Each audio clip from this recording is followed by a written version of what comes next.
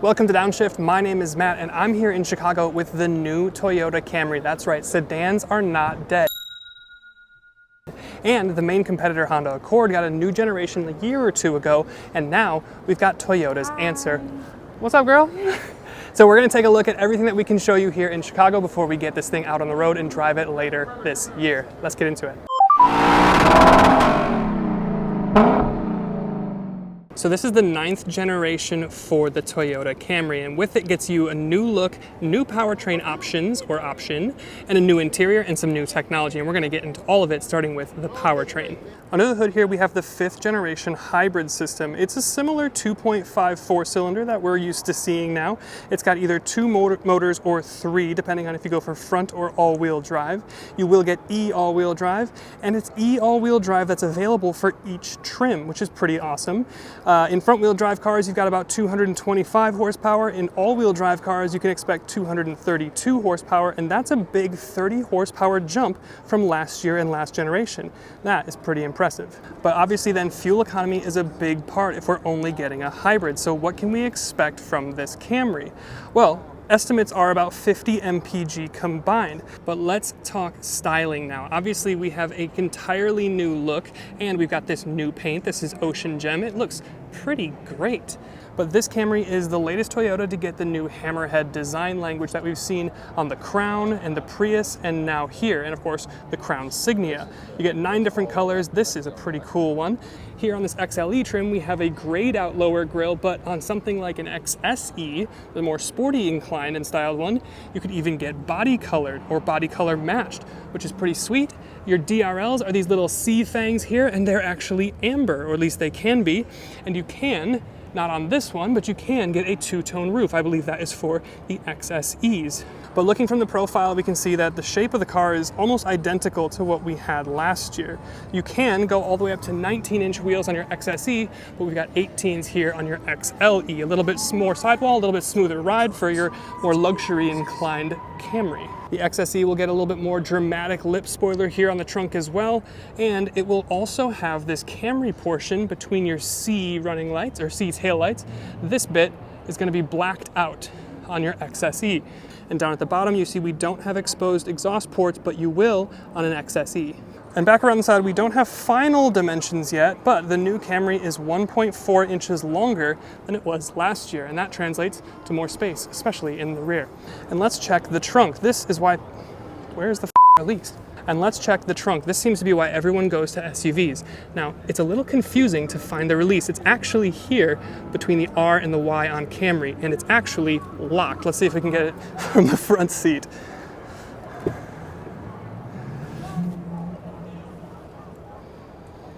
No, they've locked us out of the trunk.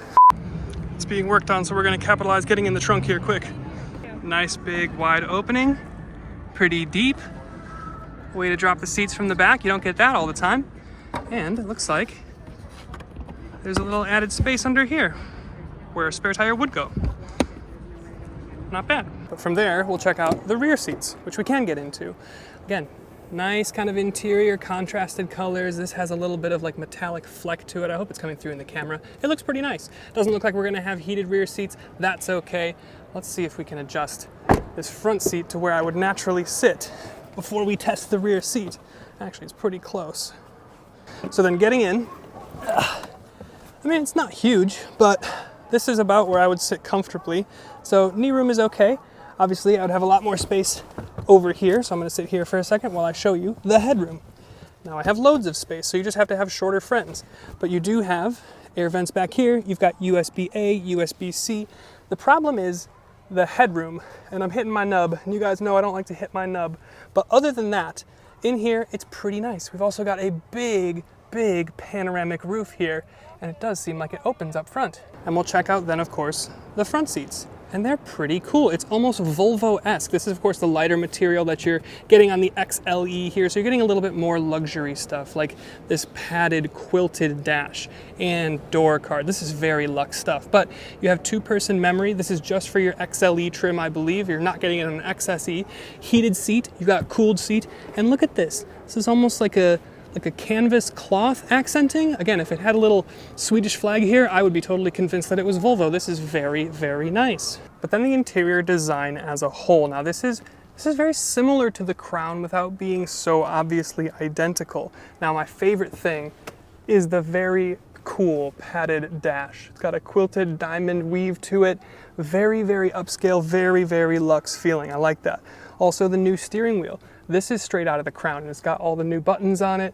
Looks very nice. Looks a little bit more expensive than it did in the past, so I like to see it. You can see here on our XLE, we don't have paddle shifters, but we do have the eyeball reader for Toyota Safety Sense 3.0, which we'll talk about later.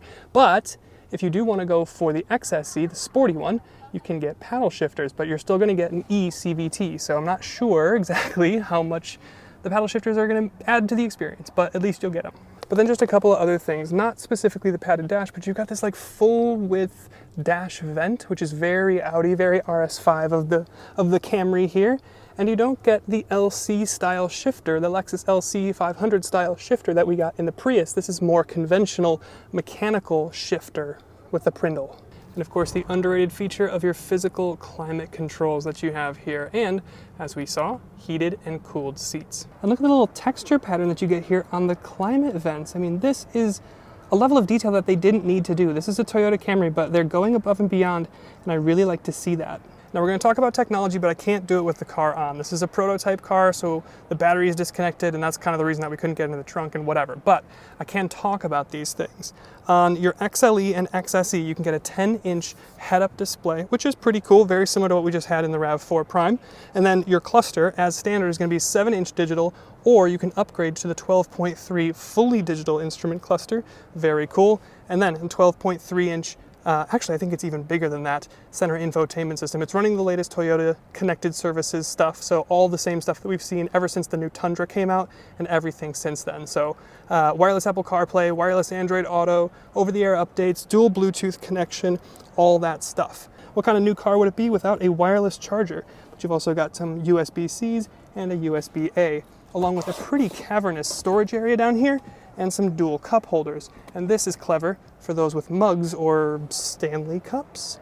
And you've also got a couple different drive modes, Eco, Normal, Sport. We've come to expect that sort of thing.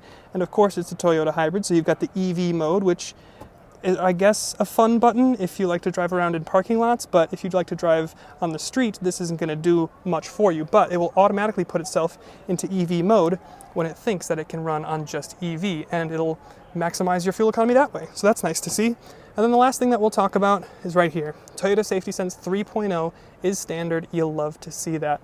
And the last one's just a little thing, but the XLEs do get rain sensing automatic windshield wipers. So that's all we can show you on the new Camry so far here in Chicago, but stay tuned as we get behind the wheel and do a little test drive later this year. We'll see you then.